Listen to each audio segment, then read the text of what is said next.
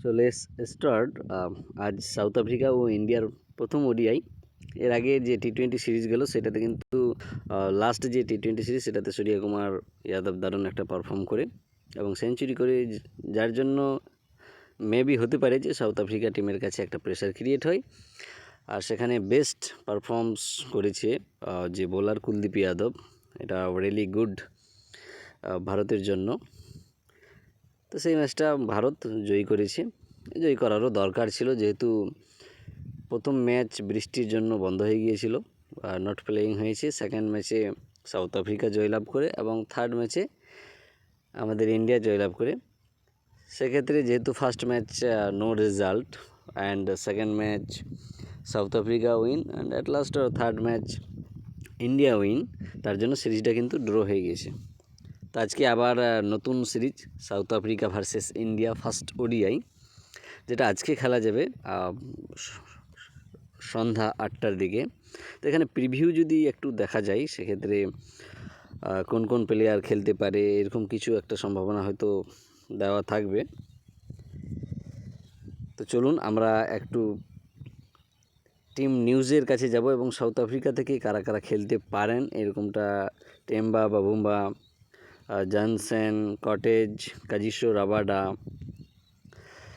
তার সঙ্গে এখানে বেস্ট 15 জনের নামও উল্লেখ করা হয়েছে। Hendrix, Tony, ভ্যান্ডুসেন, মাকারাম, ক্লাসিন, Miller, Mulder, অ্যান্ডলি, Keshab, নাদ্রে R Williams.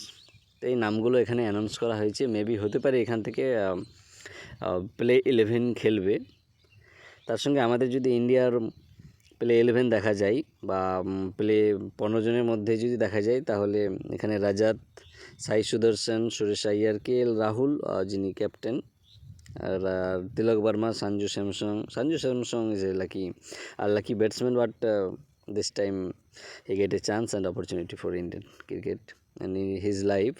Akshar Patel, spinner and all-rounder. Kuldeep Yadav, Arshdeep Singh, Mukesh Kumar, Abish Khan.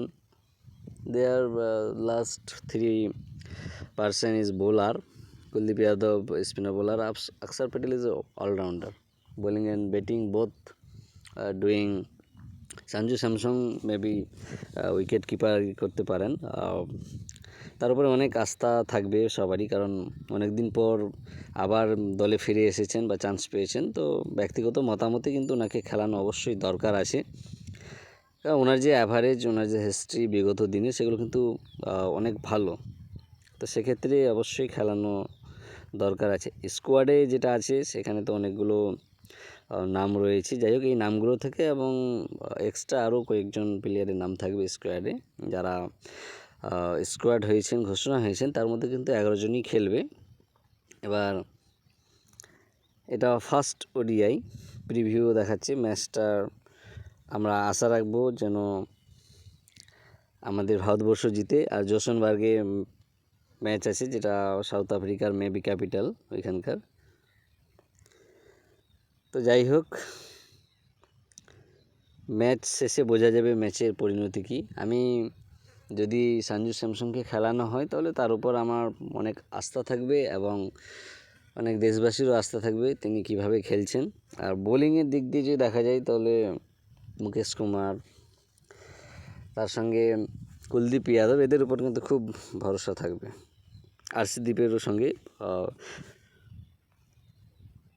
তো ধন্যবাদ ভিডিওটা শেষ পর্যন্ত দেখার জন্য। অনেক দিন ভিডিও নিয়ে আসতে পারিনি, stock market related, educational related, technology related, sports related. তো কোনো ভিডিওই নিয়ে আসতে পারিনি, খুব কাজের চাপ এবং ব্যস্ত থাকার কারণেই। আশা করি এরপর থেকে রেগুলার ভিডিও নিয়ে আসার চেষ্টা করব এবং এইরকমই জেনুইন ইনফরমেশান আপনাদের মধ্যে শেয়ার করার চেষ্টা করব। ভিডিওটা আজ এই পর্যন্তই থাক। আফটার ম্যাচের রেজাল্টের পর আবার হয়তো একটা ভিডিও করে তাদের রিভিউ, তাদের খেলার পারফরমেন্সগুলো নিয়ে আলোচনা করা হবে। ধন্যবাদ সবাইকে।